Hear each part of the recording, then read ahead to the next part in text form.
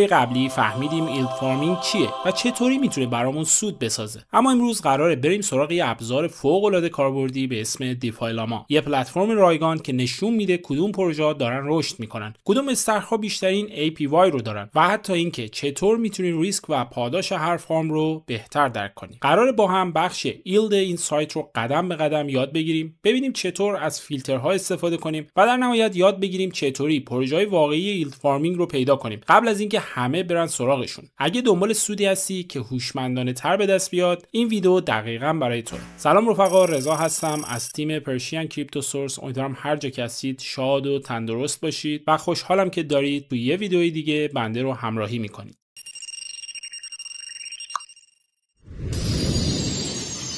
خب رفقا، برید تو وبسایت defylama.com. دیگه تقریبا همه این پلتفرم رو میشناسن، حداقل اونایی که دیگه تو کریپتو و دیفای فعال هستن. یه پلتفرم خیلی خفن که تمام داده‌های دیفای و رمزارزها رو داره و دسته‌بندیشو میکنه و شما میتونید خیلی حرفه‌ای ازش استفاده کنید و آموزش‌های زیادی هم در مورد این پلتفرم هست. ولی قراره که امروز ما در مورد بخش ایلد فارمینگ دیفایلاما با هم صحبت کنیم. قبل از اینکه برم توی اون بخش، باید یه صحبتی با شما داشته باشم. صحبت بنده حول دو تا نکته است. نکته اول در مورد میزان ریسک پذیری و اون به هر حال اینوستمنت گلیه که شما دارید، یعنی اون هدف سرمایه گذاریتون. ببینید، یه وقتی شما میایید و میگید که من مثلا میخوام ریسکمو ببرم بالا و سود بکنم، به همون نسبت ضرر رو به هر حال تحمل میکنم. یه وقتی هم میگید نه، من یه سرمایه زیادی دارم و فعلا دارمش، میخوام یه استفاده یه بهره اضافی ببرم، بیکار نمونه و یه سود خیلی معقول و امن رو بهم بده، به هر حال من راضیم. نکته مهم اینه که اول این سوال رو از خودتون بپرسید، اینکه با چه هدفی دارید میایید داخل دیفای و طبیعتا پاسخش خیلی میتونه بهتون کمک کنه. تو همه جای دنیای بلاک چین و رمزارزهای مسئله حاکمه. حالا ییلد فارمینگ هم یه بخشی ازشه که شما میتونید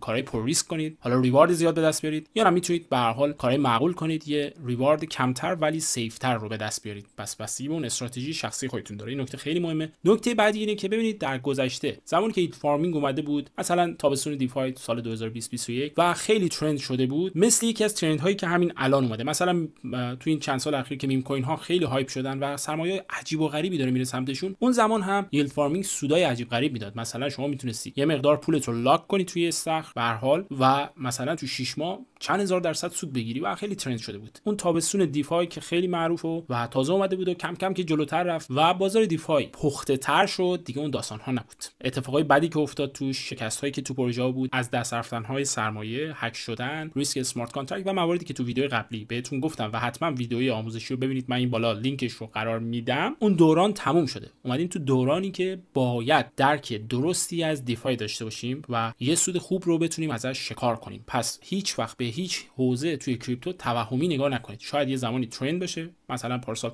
بلاک چین تون خیلی هایپ شده بود، ایردراپ میداد، همه جا سر و صدا کرده بود، ولی الان یه مدتی خبری ازش شاید دوباره هایپ بشه. سوار هایپ شدن یه چیزه، اما یه درآمد خوب رسیدن تو بازه زمانی طولانی یه چیز دیگه است. بس این دو تا نکته رو تو ذهنتون داشته باشید تا بریم تو وبسایت دیفای لاما. تو این بخش هوم خب طبیعتا اینجا نوشته 156 میلیارد دلار توتال ولیو لاک تو دیفای هستش و این عدد خیلی عدد قابل توجهیه و نشون میده که کریپتو داره جدی گرفته میشه. اما اینجا یه سری لیستی میبینید، ما میخوایم بریم دنبال ییلد فارمینگ دیگه، درسته؟ یه اولد منیو داریم، روش کلیک کنید، بخش ییلدز اینجا هست و روش کلیک کنید، پارت های مختلفش میاد، از بخش اوورویو تا بخش واچ لیست. خب این پارت ها رو ما به صورت جنرال باید هم بررسی کنیم، هم به صورت مفهومی بگیم چیه، هم بریم داخلش ببینیم چه اتفاقایی میفته و چند تا مثال هم بزنیم. خب از این بخش اگر رو بخش اوورویو کلیک کنید، میرید یه نمای کلی از فرصت‌های ایلد فارمینگ تو پلتفرم دیفای رو میبینید. من فقط این بخش رو برای این آوردم که این بالا یه نکته مهم رو بهتون نشون بدم. ببینید بچه‌ها، اینجا داره میگه که ما فقط دیتا رو جمع آوری می‌کنیم. حالا یه بخش آدیت هم دارن، ولی این نمیشه که اعتبار سنجیشون اینطوری باشه که شما بتونید فردا برید یقه‌شون رو بچسبید. نه، یعنی شما اون سرچ نهاییتون رو قطعا خودتون باید برید انجام بدید، پلتفرم رو باز کنید، قشنگ در موردش دیتا به دست بیارید. خوب دقت کنید چی میگم. برید توی دیسکورد پروژه نظر مردم رو ببینید، در مورد اسکم و اینا یه سرچ کنید، تو توییتر و یه ریسرچ، چه از طریق هوش‌های مصنوعی چه از طریق گوگل، و برسید به اون پشت پروژه ببینید چه خبره. یه سری عوامل تکنیکال هست که من جلوتر میگم، اما اینها رو باید بدونید که اینجا هر چی دارم بهتون میگن یه پلتفرم جمع‌آوری دیتا است و اون بالام نوشته. وقتی شما اون بالا رو بخونید یعنی چی؟ یعنی باید حواستون در نهایت این استخر نقدینگی یه سری ریسکایی داره که من تو اون ویدیو معروف قبلی براتون همشو گفتم. پس این نکته رو حتما جدی بگیرید. بخش ترندز و حلال داره، یعنی بخش اسلامیش حالا سخرهایی که حلاله و جالب اینجا گذاشتن و مشتریای مسلمونشون هم از دست ندادن. یه واچ لیست هم داره که خب طبیعتا شما میتونید خیلی از اینا رو بندازید توی اون واچ لیست و زیر نظر داشته باشید اونها رو. خب بچه‌ها اینجا یه سری فیلتر هست، بذارید من سریع براتون توضیح بدم. ببینید بچه‌ها 14185 تا استخر داخل 502 تا پروتکل توی 113 تا چین اینجا لیست شده. دلیل نمیشه چون لیست شده همشون معتبرن، اینو تو ذهنتون داشته باشید، ولی تعدادش رو ببینید چقدر زیاده. دقیقاً مثل توکنایی که می‌خواید بردارید برای مثال برای آلت سیزن، درسته؟ اولا که شما یه سری اینجا تنظیمات رو میتونید انجام بدید توی این بخش. حالا سیو فیلتر داره، یعنی فیلترهاتون رو سیو کنید. مثلا یه سری تنظیمات رو که آماده کردید، سیو کرنت فیلتر رو بزنید و یه اسم براش بذارید، مثلا بنویسید های ریسک. اوکی. و این پایین هم یه سری فیلتر داره که من باید دونه دونه براتون توضیح بدم. اولیش توکنه. شما فرض کنید که این لیست طولانی که حالا اینجا لایدو رو برای مثال می‌بینید که خیلی معروفه و تی وی الش 35 میلیارد دلاره. یه لیست طولانیه. شما باید یه سری فیلتر داشته باشید تا به هدف خودتون برسید. بای توکن، فیلتر بای توکن، یعنی فیلترهایی که شما دقیقاً بیاین توکن خودتون رو اینجا سرچ کنید. فرض کنید خیلی ساده ETH. شما وقتی اتریوم رو انتخاب می‌کنید میزنید و استخرهای ETH براتون میاد. اوکی، نمیشه این بالا اینکلود ETH و میتونید با توکن سرچ کنید، حالا سولانا، هر چیزی که دلتون میخواد. دومین مورد بای چینه، یعنی شما میتونید مثلا بلاک چین خودتون رو انتخاب کنید. خیلی ساده است. برای مثال مثلا من کلیر میکنم و فقط سولانا رو انتخاب میکنم. اوکی، و اتفاقایی که میفته فقط تو بلاک چین سولانا هستش. سومی هم پروژکت، میتونید بر اساس پروژه مثلا لایدو فقط اون حالا استخرایی که توی لایدو هست رو اینجا براتون بیاره. مثلا من همینو براتون چیز میکنم، اونلی میکنم. البته این سولانا رو باید فیلترش از بین ببرم. اوکی، و وقتی میبینید که پروژکت اومده لایدو براتون این آورده و دیگه فیلتر شده دیگه، درسته؟ مورد بعدی کاتگوری هستش که وقتی روش کلیک میکنید یه لیست طولانی میاد. یه سریاشو که اکثرشون البته تو ویدیو قبلی من براتون توضیح دادم چی، اما مسئله خاصی نیست. اولا کسی که میاد اینجا باید تا یه حدی حرفه‌ای باشه و بدون اینا چیان. اگر هم نیست، میخواد به هر حال شروع کنه، حالا با یه پول کمی یه مقدار با این فضا آشنا بشه، کافیه یه خورده سرچ کنه. الان لیکوید استیکینگ، لیکوید ری استیکینگ، اینا رو احتمالاً شنیدید. لندینگ هم احتمالاً شنیدید و خود ییلد وقتی روش کلیک کنیم برای مثال فقط اونایی که به هر حال یه کوین رو ییلد میکنید و حالا قراره که مثلا یه ریواردی رو بگیرید. خب این کاتگوری، این دسته‌بندی برای شما خب خیلی مهمه دیگه، درسته؟ باید بشناسید. الان برای مثال DEX RWA یا ریل ورلد اسید ها و موارد خیلی زیاده. به هر حال موارد اینجا هست که شما شاید با بعضیش آشنا باشید، شاید هم براتون بعضیش آشنا نباشه. کافیه که برای مثال از چت جی پی تی کمک بگیرید دقیقاً ببینید چیه. مثلا مورد لیکویدیتی منیجر رو من اصلا باهاش آشنا نیستم، درسته؟ یه اسکرین میگیرم از روش و میبرمش تو جی پی تی. وقتی اینجا اومدید عکس رو پیست کنید و یه توضیح هم بدید. کافیه یه اینتر بزنید و منتظر باشید جی پی تی بهتون پاسخ بده. بعدم به غیر از این هم میتونید برید سرچ کنید. به هر حال خواستم یه روش خیلی ساده رو بهتون بگم. خب ببینید که تعریفش اینجاست. خب یه دید اولیه میگیرید، در باهاش صحبت کنید، بگید ریسکاش چیه، برید در موردش توی دیسکورد و توییتر سرچ کنید و از یه آدمی با تجربه بپرسید و خب حالا اگر فرصتی بود برید داخلش. پس این نکته رو بدونید که ما کاتگوری‌های مختلف داریم. آدمی که تازه شروع میکنه میره تو اون فیلدایی که به هر حال یه چیزی ازش میدونه، مثلا لیکوید استیکینگ یا یه چیزی شنیده و معروفن یا ییلد خالی. اوکی، خب بچه‌ها این بخش خیلی مهمه. وقتی رو اتریبیوت شما کلیک میکنید یه سری موارد میاد که هر کدوم رو شما به هر حال اکتیو کنین یه سری اتفاقایی تو فیلتر شدن میفته که خیلی اهمیت داره. برای مثال اولیش استیبل کوینه. میگه اونایی که استخرایی که استیبل کوینن خب بازه تغییراتشون کمه، خب خیلی سیفن اگر درست انتخاب بشن و یه سود منطقی رو میدن. یه استخر بزرگ انتخاب کنید اگر میخواید پولتون بیکار نمونه. خب استیبل کوین ها اینجاست. البته از سمت چپ اینجا استیبل کوین پولز ها هم اینجا هم نشون داده میشه. دومیش سینگل اکسپوژر هستش که شما توی اینا فقط استخری که یه دونه توکن داره. شما یه دونه توکن مثلا اتریوم رو شما داخل این استخر میبینی، میتونی مثلا ایلد کنی و به جاش یک سودی بگیری. مالتی اکسپوژر ها که الان من روش کلیک میکنم شما اگه برید دقت کنید میبینید مثلا جفت ارز هاست، درسته؟ خب اینجا مسائل دیگه مثل ایمپرمننت لاس میاد و حالا ریسکایی که اضافه میشه، ولی خب مالتی اکسپوژر ها اینجاست. گزینه نو آی ال یا نو ایمپرمننت لاس خیلی اهمیت داره. وقتی شما اینو اکتیو میکنید میره تو استخرهایی که ایمپرمننت لاس نداره. من این مفهوم تو ویدیوی قبل براتون کامل توضیح دادم، دیگه اینجا واردش نمیشم. مثلا استخرهایی که استیبل کوینن یا فارم های تک توکنی یا پلتفرم هایی که حالا شاید با استفاده از یک سری استراتژی هایی این ایمپرمننت لاس رو کم یا از بین برده باشن. به هر حال این گزینه برای اونایی که واقعا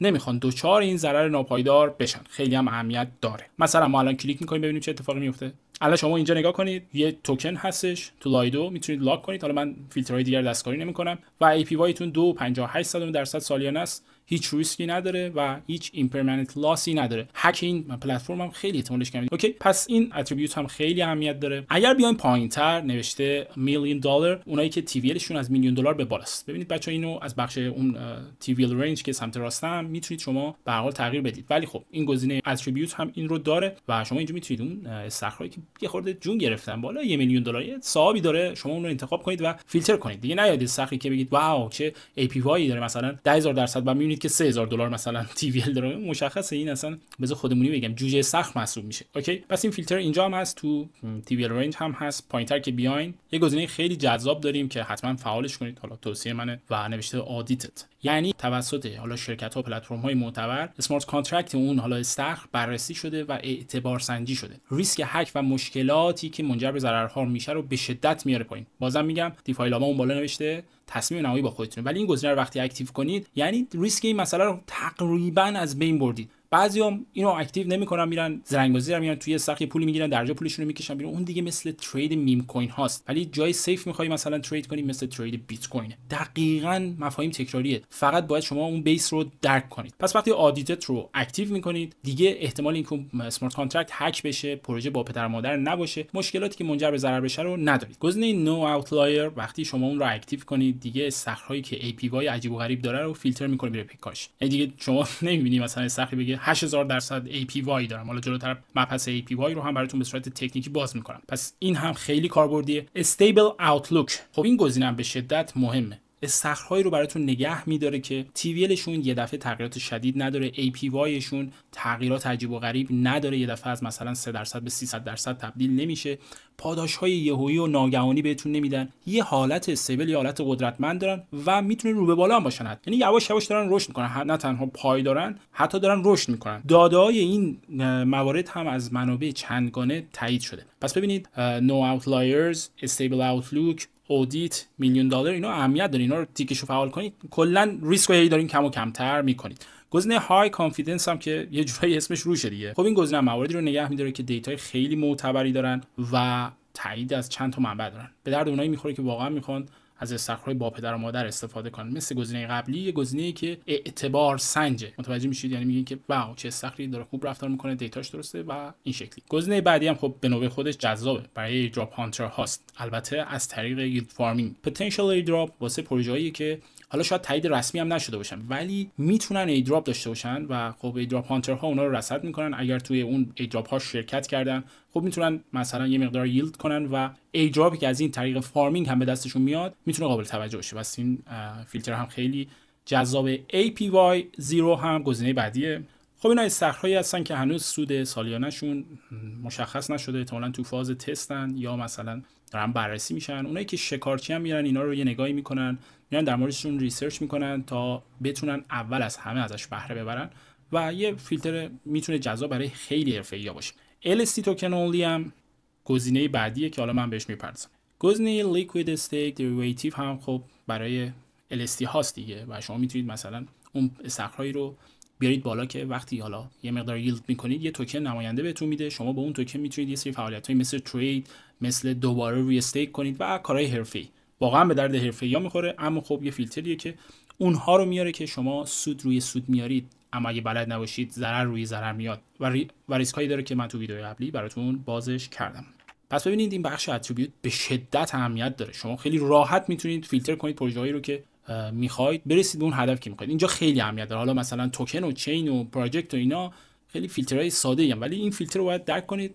اینا خیلی پیچیده نیست ولی اگه خوب درکشون کنید میتونید یه سری اتفاقای خوب رو رقم بزنید. خب رفقا بخش بعدی تی وی ال رنج. خب شما میتونید یه محدوده رو برای خودتون مشخص کنید. زیر 1 میلیون دلار یعنی استخراجی که تازه اومدن، میتونن ریسکای خودشون رو داشته باشن، میتونن نقدینگیشو از دست بده و خیلی معتبر نیستن. یه فیلتر خوب اینه که بالای 1 میلیون دلار، حالا بستگی داره، یه چیز نسبیه. شما میتونید حالا یه بار 300,000 دلار به بالا هم چک کنید یا میتونید 5 میلیون دلار به بالا، بستگی به هدفتون داره. ولی 1 میلیون دلار یه مرز خیلی خوبیه که میتونید برای خودتون تعیین کنید و فیلتر رو اعمال کنید. حالا توی بخش اتریبیوت هم بودش و اون رو میتونید انجام بدید. اما این تی وی ال رنج رو بچه‌ها ببینید، هرچی تی وی ال بره بالاتر به شرطی خوبه که به هر حال والیوم خوبی هم بخوره اون استخر و این نسبتشون طوری باشه که هر چی تی وی ال بره بالا اونم بالا باشه براتون خوبه. اما اگه تی وی ال بالا باشه والیوم خیلی کم باشه به نسبت، حالا عدد دقیقش بازی بحث خیلی تخصصیه ولی کم باشه، این چی نشون میده؟ میگه پول هست ولی تراکنش نیست. خب شما شاید مثلا از اون استخر نتونید سهم کارمزد خیلی خوبی بگیرید. اما اگه والیوم هم به شدت بره بالا خب خیلی بلبشو هستش، درسته تراکنش بیشتر میگیری ولی میتونه جایش‌های قیمتی داشته باشه، یه ریسکای دیگه‌ای رو بیاره، اما به هر حال والیوم بالا نشونه خوبه. اما تی وی ال فرض کنید پایین باشه و والیوم بالا باشه، خب این یه فرصت خوبه، میتونید استفاده کنید و برید توش و از اون هیاهویی که داخل اون به هر حال استخر هستش و به نسبت معتبره استفاده کنید. اما چند تا نکته است که باید حتما تو ذهنتون نگه داشته باشید. اولش اینه که اگه تی وی ال خیلی پایین باشه والیوم هم پایین باشه، خب یعنی استخرش نیمه مرده یا مرده است و اصلا نرید سمتش. خب این واضحه. دومین نکته اینه که تغییر سریع تی وی ال خیلی مشکوکه. ببینید یا نهنگا دارن خارج میشن یا وارد میشن یا تی وی ال ساختگی داره ایجاد میشه و باید حتما رصد کنید تو آنچین ببینید چه اتفاقی داره میفته. ما تغییر ناگهانی داریم خطرناک، اینو تو ذهنتون داشته باشید. رشد تدریجی تی وی ال به شرطی که والیوم هم یواش یواش بیاد بالا یعنی استخر ساله، این رو هم تو ذهنتون داشته باشید. یه باگی بزرگ برای استخرهای با تی وی ال مثلا قابل توجه، فرض کنید 50 میلیون دلار هم هست، اینه که شما باید بررسی کنید ببینید این تی وی ال ساخته شده توسط خود اعضای تیم یا توسط کامیونیتی. باید برید اون توزیع افراد رو توش بررسی کنید و حواستون باشه که سفته بازی نباشه. متوجه میشید؟ پس تی وی ال بالا صرفا به این معنی نیست واو چقدر پول تو این استخره. برید ببینید این پول چقدر توزیع شده بین افراد و حتما این نکات رو در نظر داشته باشید. خیلی خلاصه کنم، ببینید تی وی ال بهتون میگه که استخر تو چه مرحله از رشد و اعتماد، والیوم بهتون میگه آیا داره از اون استخر استفاده میشه یا نمیشه. پس این توضیحاتی که دادم رو حتما مد نظر داشته باشید. یه سوال احتمالاً تو ذهنتون ایجاد شده باشه این والیوم رو کجا ببینید. ببینید وقتی پروژه رو انتخاب میکنید میرید روی وبسایت یا پلتفرمش، خب یه بخشی داره حتما که شما میتونید والیوم روزانه یا ماهانه رو نگاه.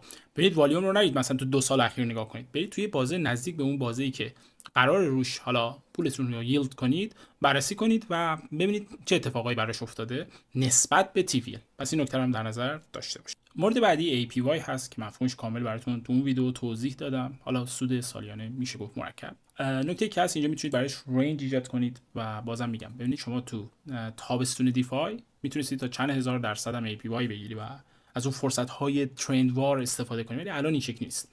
بعضیا دنبال مثلا APY مثلا 200% سالیانه. خب فکر کن شما $10,000 بذارید و $20,000 بکشید بیرون از دیگه، خیلی چیز ماورایی تو دنیای الان تو اینجا بین 10 تا 20 نهایت 25% خیلی APY خوب و خفنیه اگر بردارید. پس شما حالا به هر حال این مینو ماکس داره، شما بخواید مثلا بگید من زیر 30% رو نگاه میکنم ماکسش رو بذارید 30. اما یه نکته خیلی جالب هست بدونید که این APY حالا من جلوتر تو مثال خودش چجوری حساب میشه. ما یه سری پلتفرم ها داریم که اینا رو سیمپل ساده حساب میکنن، میگن مثلا APY سالیانه مثلا 20% و یا میگن ما هر یک ماه یه بار بر اساس حالا عرضه و تقاضا و اتفاقایی که داخل اون حالا پول میفته حساب کتاب میکنه و APY رو. اما یه سری هستن تو هر بلاک تو هر چند یا توی بازهای زمانی کوتاه هی APY رو حساب میکنن و آپدیتش میکنن و یه سری فرمول هایی دارن که به تو هر بازه زمانی به APYش وزن میده و سود شما رو دوباره هی حساب میکنه. یه اتفاق دیگه هم هست اینه که شما توی بازه زمانی سودی که میگیرید رو آیا دوباره ری اینوست کنید یا نه نکنید. بذارید باز هم دو تا مبحث میاد، سیمپل سود سیمپل ساده یا کامپاوند یعنی سود که پلتفرم های حرفه‌ای سود مرکب رو دارن. اما به طور کلی بدونید که وقتی شما مثلا میگید APY 20% سالیانه است، حالا میانگینش فرض کنید 20%، یعنی شما بعد یک سال 20% اون استخر بهتون پول میده. اما اینجا رو اگه شما دقت کنید میبینید که یه APY دارید که حالا میتونید به هر حال سورت کنید، یه بیس APY دارید. اوکی، بیس APY میشه اون APY که برای مثلا دقیقاً اون استخر، این که چقدر تراکنش داره، چقدر حق کارمزد شماست و شما مثلا چقدر قرار سود بگیرید. اما APY اون مقدار پایه است به عنوان یه سری اتفاقایی که مثلا یه وقت فرض کنید اون پلتفرم پاداش میده یا مباحثی این چنینی که باعث میشه APY از بیس APY بیشتر باشه. الان همینجا دقت کنید مثلا تو این مورد جفتش یکیه، ولی تو این مورد 2.82 این 3.11 یه مقدار بالاتره. پس اون پایه رو بیس APY در نظر بگیرید، ولی خود APY هم یه معیار خوب و اوکیه. نه اینا خیلی با هم اختلافای عجیب ندارن اگر خوب دقت کنید. گزینه ریوارد APY هم که خب مشخصه دیگه، جایی که مثلا بیس APY و APY تفاوت داره اون مقدار ریوارد رو بهتون نشون میده. شما نگاه کنید 3.11 منهای 2.82 میشه 2900. اوکی، و اینجا یه گزینه به هر حال میانگین APY 30 روزه. خب اینم خیلی ببین این APY مثلا اومده یه میانگینگیری کلی شده، اومده گفته 2.58 ولی میگه تو 30 روز اخیر 2.76. این دو تا رو با هم مقایسه کنید میبینید که نوسانش چقدره، چه جوریه، الان به هم خیلی نزدیکه دیگه. درست اینو حالا داشت توی مورد هم نوسان 30 روزه APY رو نشون میده که میتونید بررسی کنید و ببینید چه اتفاقایی داره توی APY میفته. بچه‌ها تو بخش کالم هم یه سری مواردی هست، شما میتونید حالا اونا رو اکتیو کنید، تو این لیست اضافه میشه. برای مثال ضرر ناپایدار 7 روزه رو اگر فعال کنید بهتون نشون میده و موارد دیگه شما میتونید اینا رو هم نگاه کنید، ولی مهمش همینایی هستن که اینجا هستن. اینجا هم تیک LST هست که من قبلا براتون توضیح دادم. ریست میتونید بکنید، تمام فیلترهایی که گذاشتید و اینجا میتونید دانلود کنید به صورت CSV فایل و این دیتایی که دارید رو بر خودتون داشته باشید. حالا به هر حال اینجا وبسایتش هست ولی میتونید دانلود هم بکنید. پس ببینید تمام فیلترهایی که حالا تو بخش اوورویو هست رو من براتون کامل توضیح دادم و اومده دستتون که چه جوریه داستان. خب بچه‌ها بیاید یه خورده با این فیلترها با هم بازی کنیم ببینیم چه خبره. الان هیچ فیلتری نیستش. فرض کنید من APY رو سورت کنم و یه عدد عجیب غریب اومده همینجوری داره میره بالا، میگیم واو چقدر APY خوبی، سریع برام توش لاک کنم. نه، ببینید همین بغل شما نگاه کنید نوشته TVLش 14000 تا. $14,000 تو دیفای اصلا چیزی نیست. ما TVL های مثلا چند میلیارد دلاری داریم. خب پس ببینید وقتی شما با APY دارید سورتش میکنید TVL هم باید کنارش سورت بشه. یه جایی بود گفتم اتریبیوت داریم دیگه، درسته؟ شما الان اینجا فرض کنید که شما میگید که برای مثال میگم NoIL رو تیکشو بزنید. خب وقتی این رو میزنید میبینید که اینا تگ ارز شدن و ایمپرمننت لاس ندارید شما. اوکی، دوباره میایید با APY میزنید، می‌بینید که باز دوباره این وسط تو این حالت هم یه استقی هست که یه دونه مثلا ارز می‌ذاری و سودش خیلی زیاده ولی بازم TVLش کمه. اوکی، دوباره میایم تو اتریبیوت، میایم اینجا میگیم که حالا $1,000,000 رو فعلا نمیزنم ولی میگم این آدیت رو فعال کن برام. وقتی زدید می‌بینید همچنان این پروژه با این TVL آدیت هم شده ولی APY خیلی بالایی داره. من میام دوباره تو اینجا ببینم چه گزینه‌های دیگه‌ای دارم. نو اوتلایر رو بزنم. وقتی اینو میزنم میبینم که این APY عجیب و غریبه حذف شده، چون ارقام عجیب و غریب APY رو حذف میکنه ولی بازم TVL برای من کمه ولی خب APYش باز یه عددی خیلی عجیب غریب نیست. 214%. خب البته زیاده ولی خیلی عجیب غریب نیست. میام اینجا خیال خودم رو راحت میکنم و اون گزینه استیبل اوتلوک و $1,000,000 هم همینجا میزنم. خب وقتی اینو با این میزنم حتی های کانفیدنس، یعنی که آقا هر چی استخر با پدر و مادر بهم نشون بده. درسته؟ من حتی نیاز نیست اینجا توی TVL رنج بیام چیز کنم چون اونجا $1,000,000 زدم دیگه. درسته؟ حالا اگه اینجا نگاه کنم میگم آقا از APY بالا برام بیار، ببین شد 15%. همون صحبتی که همون اوایل کردیم، یعنی TVL بالا باشه، خیلی استخر ردیفی باشه، آدیت شده باشه، دیتای مشخص داشته باشه، رشدای عجیب غریب نداشته باشه، میبینید که 15% 14% در سال. مثلا این پروژه رو من پایینیه رو بیشتر میپسندم از نظر APY. اوکی، و شما اینجا میتونید چارتش هم نگاه کنید و اگر شما به این سمت حرکت کنید متوجه میشید که دیفای به هر حال بالغ شده و نمیتونید همینجوری چیزی رو انتخاب کنید. اما اومدید و مثلا روی TVL شما یه خورده مثلا دستتون رو میخواید باز کنید، اون $1,000,000 رو برمی‌دارید تو TVL رنج مثلا مثبت 200,000 رو اپلای فیلتر میکنید. درسته؟ و دوباره میاد اینجا APY میذارید بالا، میبینید که حالا تو مثبت 200,000 هم این شکلیه. اما اگه بیاید اینجا چند تا از این تیکا رو کم کنید، مثلا میگم همین گزینه فقط کافیه که کارو در بیاره، اوتلایر رو برداریم و ببینید که حالا APY یه خورده رفته بالاتر و اینجاست که شما گیج میشید، میگید که من چه کاری از دستم برمیاد، چی کار باید بکنم. ببینید بچه‌ها اگر به اینجا رسیدید باید این نکته رو در نظر داشته باشید. دیفای ییلد فارمینگ دقیقاً پشتش علم ترید باشه. یعنی شما اگر میرید ارز رو میخواید ییلد کنید، اول باید برید چارتش رو نگاه کنید.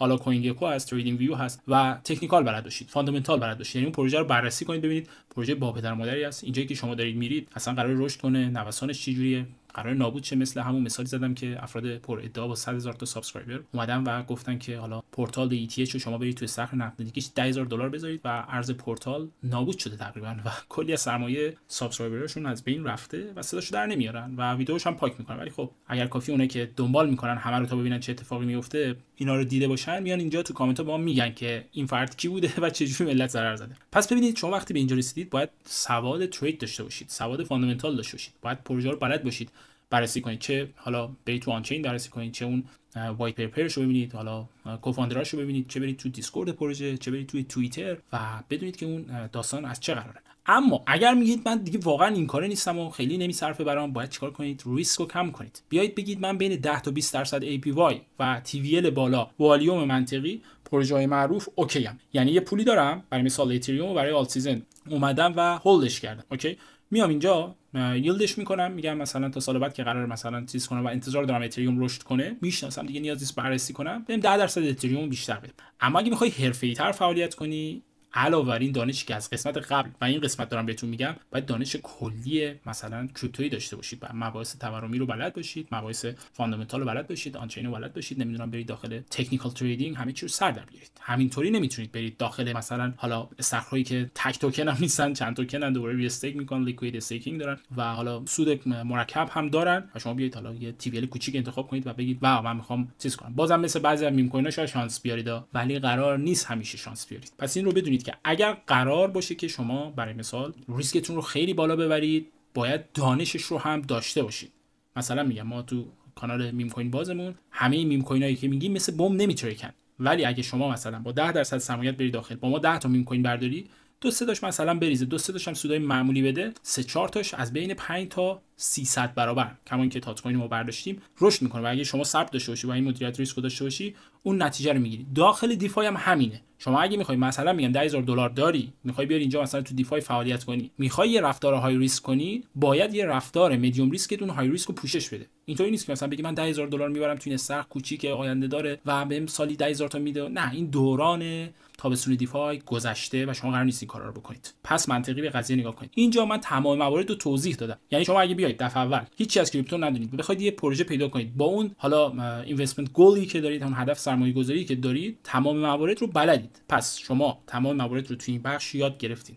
اما یه سوالی که پیش میاد اینه که آقا شما یه دونه از این پروژه رو، یه دونه از این استخرا رو بر ما مثال بزن، اصلا چیه، چی کار باید بکنیم تا تهش برو من میخوام مثلا بیام توی ییلد فارمینگ شرکت کنم. خلاصه بگم، ببینید مراحلش خیلی ساده است. شما پروژه رو اینجا انتخاب میکنید، اوکی، بعد میرید در موردش تحقیق میکنید، اون دانشی که گفتم رو باید داشته باشید، یا حداقل میرید از یه آدم با تجربه میپرسید و نتیجه رو بهتون میگه. از اینجا وبسایتش رو باز میکنید، میرید تو وبسایتش، مراحلش خیلی ساده است. کانکت والت رو میزنید و برای مثال فرض کنید مثلا میخواید یه ییلد ساده کنید، کافیه که تو اون استخر مقدار مشخصی از اون ارز رو شما مثلا ییلد کنید، تموم. 2 ماه بعد میخواین بردارید، تو اون بازه میانگین، من دارم ساده باز مثال میانگین APY رو حساب میکنن، سودتون رو بهتون میدن، یه مقدار گس فی از پولتون کم میشه میاد بیرون. اما بازم میگم این بازه قیمتی هم که داستانش تو ویدیو قبلی گفتم، من نمیرسم تو این ویدیو براتون کامل باز کنم، مثلا یونیسوپ ورژن 3 رو کامل بهتون توضیح بدم، میتونم توی ویدیو دیگه مثلا بیام اونو براتون باز کنم. اما اگه بازه قیمتی هم بود، شما میتونید توی بازه قیمتی این کارو بکنید و حواستون به چارت اون پروژه باشه. حالا در مورد مثلا جفت ارزها یا همون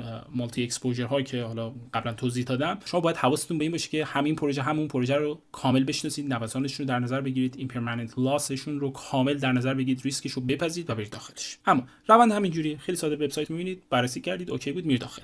در این حال که ساده است، واقعا تریدم تاش ساده است، ایمیل رو میخرم یا میره بالا میاد پایین، یه دنیای پشتشه که امیدوارم درکش کرده باشید. حالا من سعی میکنم یه مثال رو بزنم و بریم جلو. خب بچا بذارید یه مثال ساده براتون بزنم. کاتگوری رو گذاشتیم رو لیکوید استیکینگ و میایم یه مثال خیلی ساده STETH پروژکت لایدو، APYش 2.53%. خب مشخصا خیلی دیگه لو ریسک محسوب میشه، TVLش 35 میلیارد دلار. دیگه یه مثال خیلی ساده است، سیف، و حالا بقیه موارد هم اینجا گذاشته. اگه بخواید مثلا میگم این رو بررسی کنید، کافیه روی قسمت کلیک کنید، میریم تو بخش بعدی تو وبسایت دیفای لاما، نشون میده که اینجا TVLش تو طول زمان چه تغییراتی کرده، حالا داشته رشد میکرده، دوباره نوسان و الان تو بین 30 تا 40 میلیارد دلاره. از اون طرف این نمودار APY هستش و الان اوریج 30 روزش میگه 2.76% و الگوریتمش هم میگه زیر 2.2% نمیره. لوست ریسک یعنی کمترین ریسک، یه استخر پر از نقدینگی و حالا ریسک خیلی کم و سود خیلی سیف و کم.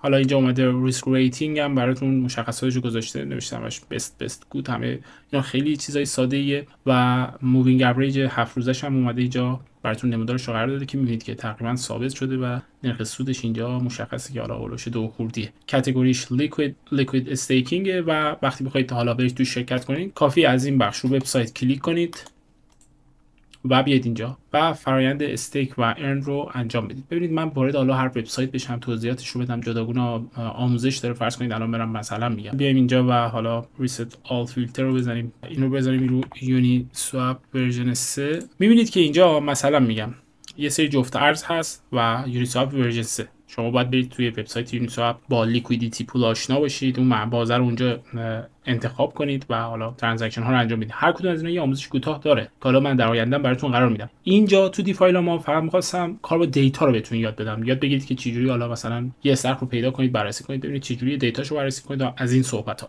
پس یه مثال ساده براتون زدم، اما چیزی که میمونه اینجا، حالا ما به طور کلی تو بخش ییلد اوورویو رو دیدیم. این بخش استیبل کوین پولز هستش و خب اسمش روشه دیگه. شما استیبل کوین ها که بازی تغییراتشون خیلی کمه، خب طبیعتاً یه سود سالیانه کمتر هم دارن اگر تمام نکات رو برای مثال رعایت کنید. مثلا بیایم الان روی اتریبیوت و این گزینه‌ها تیکش رو بزنیم، بر اساس APY این رو مرتب کردیم. حالا استیبل کوین ها هست. شما از این بخش هم میتونید خیلی چیزا رو مشخص کنید دیگه. درسته اینجا یه کاتگوری خیلی طولانیه. برای مثال ییلد اگریگیتور ها رو اینجا اگر کلیک کنید، خب ببینید که USDC توی یون فایننس با یه APY و حالا میتونید اتریبیوت ها اینا رو اکتیو کنید. فقط اینا استیبل کوین ان دیگه، مشخصا سود کمتر ولی سیف تری رو به شما میدن. خب بچا، بس بخش کلی پولز ها و استیبل کوین پولز ها رو براتون توضیح دادم. کلا متوجه شدین که چه جوری از حالا اون سورس اگریگیتور دیفای لاما استفاده کنید تا بتونید مثلا اطلاعات رو دسته‌بندی کنید و اینا. اما بخش ییلدز یه چند تا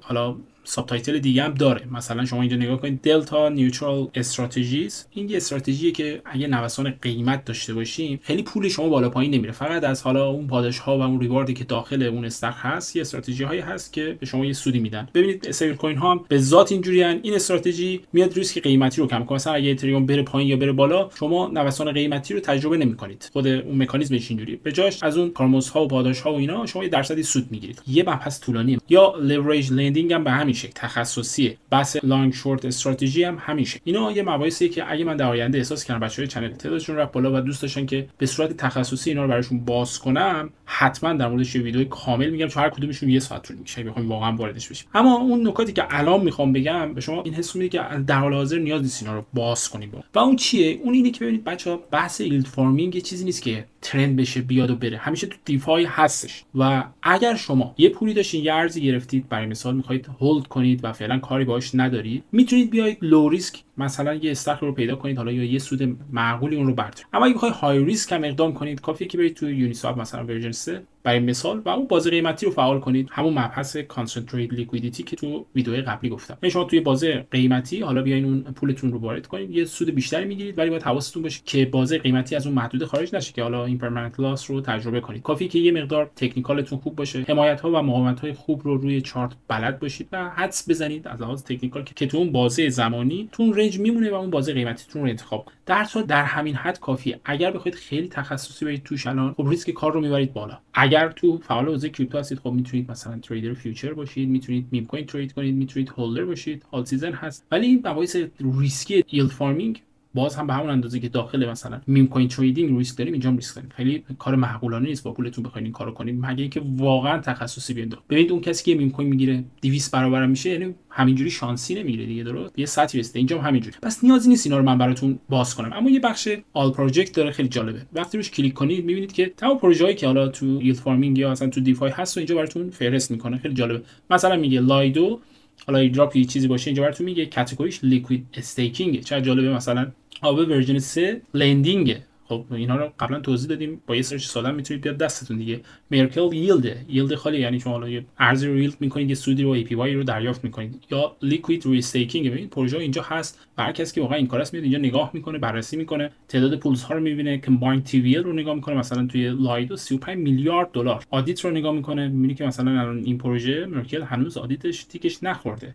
میدین ای پی وای رو نگاه میکنه، خیلی میتونه اینجا بهتون کمک کنه. درسته؟ و دیگه چی میمونه؟ دیگه بحث حالا حلال که بهتون گفتم چیه، برای بچهای مسلمونه و خیلی جالبه که این بخشم گذاشتن. خب یه بخش ترند هم میمونه که دیگه اسمش روشه دیگه. شما میتونید برید داخلش و اتفاقاتی که ترنده و تو بخش ییلد فارمینگ رو بررسی کنید. مثلا کجا تی وی ال داره رشد میکنه، تو کدوم سمت، تو کدوم قسمت ها مثلا داره ای پی وای رشد میکنه، کجا پامپ کرده، کجا یه پروژه ترند شده داره میاد بالا. میتونید اینا رو بررسی کنید. البته این تنها راهش نیست، میتونید توی دیسکورد و توییتر هم بگردید و راههای مختلفی داره. اما بازم میگم تمرکز این آموزش روی این بود که چجوری شما از دیفای لاما استفاده کنید. فکر میکنم چیزی که اومد دستتون اینه که واقعا دنیای بلاک چین و رمزارزها یه فضای بسیار شلوغ بلوغیه. بهتره که ذهنمون رو دسته‌بندی کنیم و بتونیم ازش بهترین بهره رو ببریم. من توصیه‌های لازم رو به شما کردم، مخصوصا اون قسمت که وقتی شما مثلا تریدر فیوچر باشین بتونید مثلا میگم ماهی 10% برای مثال حسابتون رو رشد بدید، شاید تو مثلا دیفای نیاز نباشه باشید، یعنی باید از اول صورت مسئله رو بر خودتون درست تعریف کنید، میدونید چی میگم، یا اینکه نه واقعا یه هولدر مثلا اتریوم میدونید که میخواید 4 سال اتریوم رو دست نزنید و هولد کنید، میتونید توی یه دونه از این خفناش استیک کنید و یه چیزی رو به هر حال بیلد کنید، یه چیزی رو به هر حال یه سودی رو برداشت کنید و حالا بی‌نصیب نمونید از این فضا. اما اگه میخواید خیلی دیگه ریسک کنید، داستانو بهتون گفتم که چه چیزایی داره و به همون اندازه که تو ترید و تو بقیه حوزه‌های تخصصی باید وارد بشید، اینجا هم همون شکلیه. خب رفقا، امیدوارم این آموزش براتون نکات جدیدی رو ارائه کرده باشه و خوشتون اومده باشه. اگه اینطور بوده حتما از کانال بنده حمایت کنید و مخلصم. بدرود.